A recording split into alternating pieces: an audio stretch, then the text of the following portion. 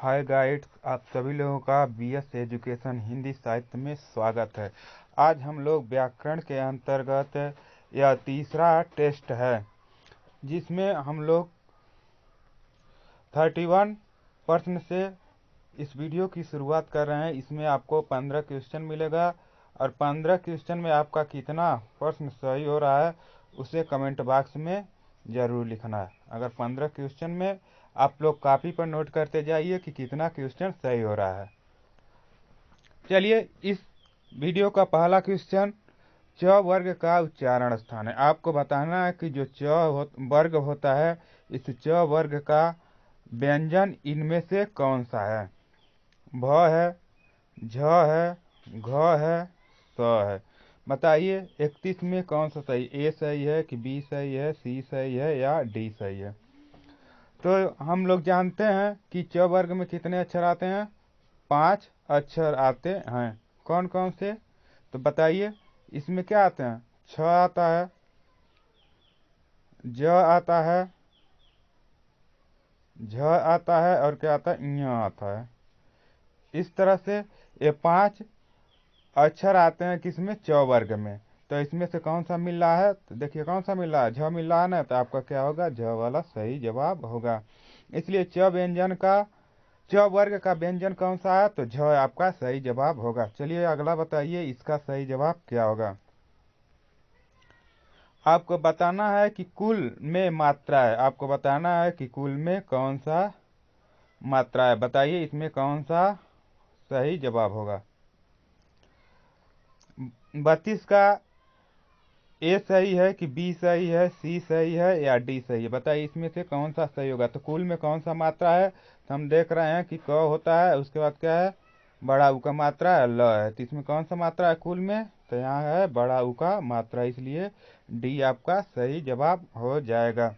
अगला बताइए इसमें सही जवाब क्या होगा। आपको बताना है कि बुलाना कितने अक्षरों का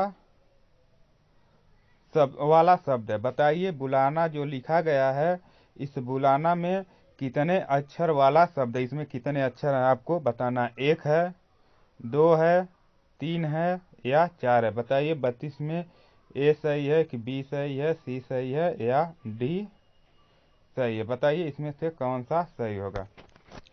तो बुलाना जो लिखा गया है, इसमें अगर आपसे अक्षर पूछा जाए तो कितने अक्षर हैं,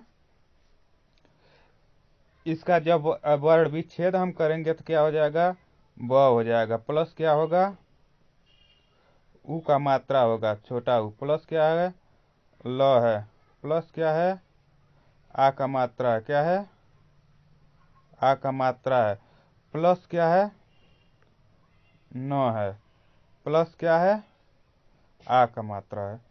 इस तरह से अगर इसमें आपको पूछा जाए, क्या अक्षर पूछा जाए, तो अक्षर तो हम डायरेक्ट इस मात्रा को भी उसी में गिनते हैं। यह क्या हो गया, एक अक्षर हो गया, और ल धन आ बराबर ला क्या हो जाएगा, एक अक्षर हो जाएगा, और ना धन आ न धन आ बराबर क्या होगा, ना। इस तरह से कितने अक्षर हो जाएंगे, तो 3 अक्षर होंगे। कितने अक्षर होंगे, 3 अक्षर होंगे। तो इस प्रश्न का सही जवाब क्या होगा, 3। बुलाना में कितने अक्षर हैं, तो आपको बताना है 3 अक्षर हैं। अगर यहीं आपसे क्वेश्चन पूछा जाए कि बुलाना में कितने वर्ण हैं, क्या पूछा जाए, बुलाना में कितने वर्ण हैं, तो अब बताइए इसका सही जवाब क्या होगा। बुलाना में बताइए कितने वर्ण हैं, तो इसको देखिए, इसमें मात्रा को अलग करके काउंट किया जाता है। ब हो गया, ऊ हो गया, ल हो गया, आ हो गया, न हो गया, आ हो गया। तो इसमें कितने वर्ण हो जाएंगे, 1 2 3 4 5 6, कितने वर्ण हो जाएंगे, तो यहाँ 6 वर्ण होंगे। कितने वर्ण होंगे, 6 वर्ण होंगे। अगर वर्ण पूछा जाए तो 6 वर्ण, अगर अक्षर पूछा जा रहा है तो कितने हो जाएंगे, 3 होंगे। कितने होंगे, 3 होंगे। इसे आपको ध्यान में रखना है। अगला बताइए इसका सही जवाब क्या होगा। आपको बताना है कि द का उच्चारण स्थान क्या है। बताइए द का उच्चारण स्थान क्या है। बताइए तालु है कि कंठ है, मुर्दा है या दंत है। तो 34 में बताइए कौन सा सही है, ए सही है कि बी सही है, सी सही है या डी सही है। त थ द ध न, ये 5 जो व्यंजन होते हैं उसका उच्चारण स्थान क्या होता है? दंत होता है। क्या होता है? दंत होता है। अतः इसका उच्चारण स्थान क्या होगा? दांत होगा आपका सही जवाब। चलिए अगला बताइए, इसका सही जवाब क्या है? आपको बताना है ड का उच्चारण स्थान क्या है। बताइए ड से डमरू वाले ड का उच्चारण स्थान क्या है। अब बताइए इसमें इसका उच्चारण स्थान तालु होगा कि कंठ होगा, मूर्धा होगा या दांत दांत होगा, जिसे दंत भी कहते हैं। बताइए 35 में कौन सा सही है? ए सही है, बी सही है, सी सही है या डी सही है? तो देखिए ट, ठ, ड, ढ, अड़ इन सभी का उच्चारण स्थान क्या होता है? तो आपका मूर्धा होता है। क्या होता है? मूर्धा होता है। अगर ड पूछा है ना आपसे, ट पूछे तब भी आपका आंसर क्या होगा? मूर्धा होगा। अगर आपका ठ पूछे तब भी आपका उच्चारण स्थान क्या होगा? मूर्धा होगा। अगर ड पूछे तब भी आपका उच्चारण स्थान यही होगा। अगर ढ पूछा जाए तब भी इसका उच्चारण स्थान मूर्धा ही होगा। और ड़ पूछा जाए तो इसका भी उच्चारण स्थान क्या होता है? मूर्धा ही होता है। आपको ध्यान रखना है। चलिए अगला बताइए, इसका सही जवाब क्या होगा? बताइए प्रश्न नंबर 36 का सही जवाब क्या होगा? आपको बताना है कि स्र का उच्चारण स्थान, स्र कैसा व्यंजन है? बताइए स्र का ऐसा व्यंजन है, अंतस्थ व्यंजन है कि संयुक्त व्यंजन है कि उष्म व्यंजन है कि नासिक व्यंजन है? बताइए 36 में ए सही है कि बी सही है, सी सही है या डी सही है? यह स्र जो है, स्र कैसा व्यंजन है? तो यह सभी लोगों को पता है कि यह कैसा है? उस संयुक्त व्यंजन है। कैसा है? संयुक्त व्यंजन। क्यों कि यह स्र जो होता है वह तालवी स प्लस र से मिलकर बना होता है, इसीलिए इसे हम संयुक्त व्यंजन कहते हैं। संयुक्त द्वित्व और व्यंजन गुच्छ में जो अंतर होता है उसे मैं एक वीडियो में बनाकर बहुत अच्छे तरह से बताया हूँ। जो लोग नहीं जानते हैं वह उस वीडियो को जरूर देखें कि संयुक्त व्यंजन में, द्वित्व व्यंजन में और व्यंजन गुच्छ में क्या अंतर होता है। चलिए अगला बताइए, इसका सही जवाब क्या होगा? आपको बताना है कि ट वर्ग का व्यंजन है। आपको बताना है कि इनमें से कौन सा ट वर्ग का व्यंजन है। बताइए घ है, झ है, ढ है या ध है? बताइए 33 में कौन सा सही? ए सही है कि बी सही है, सी सही है या डी सही है? तो ट वर्ग में कौन से आते हैं? ढ आता है। क्या आता है? ढ आता है, इसलिए आपका ढ सही हो जाएगा। अगला बताइए, इसका सही जवाब क्या होगा? बताइए आपको बताना है कि त वर्ग का व्यंजन है। बताइए जो त वर्ग का व्यंजन इनमें से कौन सा है? त वर्ग का व्यंजन कौन सा है? बताइए इसमें से कौन सा होगा? ख होगा, झ होगा, द होगा या य होगा? तो वर्ग में हम देखते हैं कि क्या आता है? त आता है, थ आता है, द आता है, ध, न, ये 5 वर्ण आते हैं, इसलिए आपका सही जवाब क्या होगा? द होगा। अगला बताइए, इसका सही जवाब क्या होगा? दांत से उच्चारित होता है। आपको बताना है कि इसमें से कौन सा व्यंजन दांत से उच्चारित होता है? घ, झ, त या अड़? बताइए 39 में ए सही है कि बी सही है, सी सही है या डी सही है? दांत, दांत से उच्चारण किसका होता है? तो घ का किससे होता है? कंठ से। झ का किससे होता है? तालु से। अड़ का किससे होता है? मूर्धा से। तो इसमें सही जवाब क्या हो जाएगा? आपका सी हो जाएगा। यानी त वर्ग का उच्चारण स्थान किससे होता है? दांत से होता है। इसका बताइए सही जवाब क्या होगा?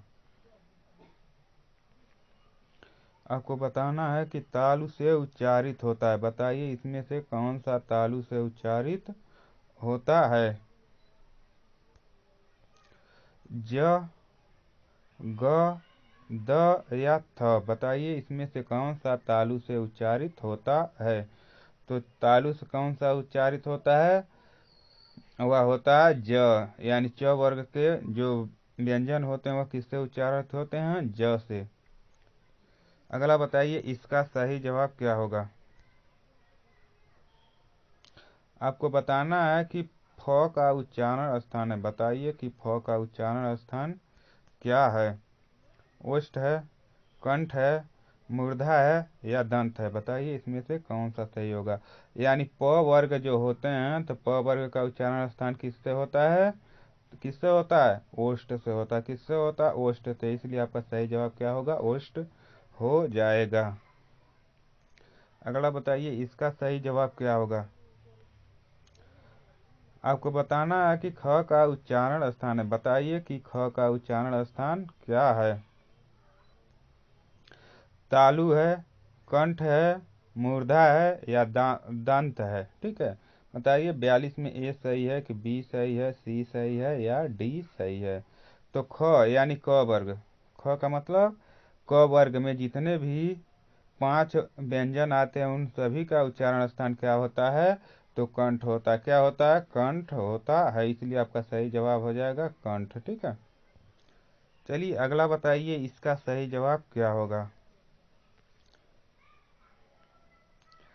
अब आपको पुनः बताना है कि कमल में कितने अक्षरों वाला शब्द है। अब बताइए कि कमल कितने अक्षरों के मेल से बना है। जो कमल है बताइए इसमें कितने अक्षर हैं, काउंट करके बताइए इसमें कितने अक्षर हैं।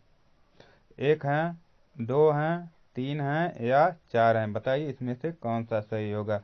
कमल में कितने अक्षर हैं, तो आपका 1 अक्षर, 2 अक्षर, 3 अक्षर। कितने अक्षर हैं, 3 अक्षर हैं। अगर इसी में से आपको वर्ण पूछा जाए, क्या पूछा जाए, वर्ण पूछा जाए, तो वर्ण कितने हैं, तो वर्ण कितने हैं, इसमें 6 वर्ण हैं। कितने वर्ण हैं, 6 वर्ण हैं।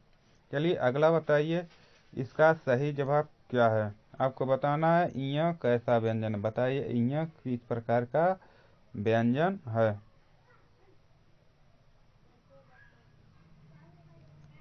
बताइए अंतस्थ व्यंजन है कि उस संयुक्त व्यंजन है कि उष्म व्यंजन है कि नासिक के व्यंजन है, बताइए यह कैसा व्यंजन है। तो इसका सही जवाब हो जाएगा नासिक के व्यंजन है। क्या है, नासिक के व्यंजन है। नासिक के व्यंजन में क्या क्या आते हैं, अंग, क्या आते हैं, अंग, और क्या आता है, इय, और इसके बाद क्या आता है, अड़, क्या आता है, अड़, उसके बाद क्या आता है, न, उसके बाद क्या आता है, म। ये जो 5 व्यंजन होते हैं ये सभी को क्या कहते हैं, नासिक के व्यंजन कहते हैं। और अंतस्थ व्यंजन में क्या होते हैं, य, र, ल, व, ये क्या है, अंतस्थ व्यंजन है। संयुक्त व्यंजन में तालवी स, मूर्धन्य स, दांती स, ह, ये क्या है आपके संयुक्त व्यंजन। उष्म व्यंजन है, क्या है, उष्म व्यंजन है। और संयुक्त व्यंजन में क्या आते हैं, छ, त्र, अज्ञ, स्र, ये क्या है संयुक्त व्यंजन है। तो आपको ध्यान में रखना है, ठीक है। चलिए अगला देखिए इसका बताइए सही जवाब क्या होगा। आपको बताना है कि ढ का किस वर्ग का व्यंजन है, बताइए ढ किस वर्ग का व्यंजन है। क वर्ग का है, त वर्ग का है, प वर्ग का, ट वर्ग का। बहुत ही आसान क्वेश्चन है, बताइए जो ढ है वो किस वर्ग का है। तो आप सभी लोगों को पता है कि ट वर्ग में आता है ढ, ठीक है। इसका सही जवाब क्या हो जाएगा, ट वर्ग होगा। अगला बताइए इसका। अब आपका यहीं पर 15 क्वेश्चन आपका कंप्लीट होता है। बताइए आप कमेंट बॉक्स में कि 15 क्वेश्चन में आपका कितना सही हो रहा है, 10 सही हो रहा है, 12 सही हो रहा है या 8 सही हो रहा है। जितना भी सही हो रहा है उसे बताइए। और रोजाना इसी तरह से आप प्रैक्टिस करेंगे तो आपका ज्ञान बहुत अच्छा हो जाएगा। और आप लोग वीडियो को अधिक से अधिक शेयर कीजिए और इस चैनल को सब्सक्राइब कर लीजिए, जिससे इस तरह का कोई भी वीडियो डाला जाएगा तो आपको उसका नोटिफिकेशन सबसे पहले मिलेगा। और आप इसे लाइक करिए, कमेंट बॉक्स में जवाब दीजिए कि 15 में कितना सही हो रहा है, और इसे अपने दोस्तों के साथ शेयर कीजिए जिससे अन्य लोगों को भी इसका ज्ञान हो सके। और इसे आज तक अगर आप लोग सब्सक्राइब जो लोग नहीं किए हैं उसे सब्सक्राइब करके इस ऑल नोटिफिकेशन को दबा दीजिए, जिससे हर वीडियो का आपको मैसेज मिलता रहेगा। चलिए इसी के साथ इस वीडियो को यहीं पर बंद करते हैं, फिर मिलते हैं अगले वीडियो में। तब तक के लिए जय हिंद, जय भारत।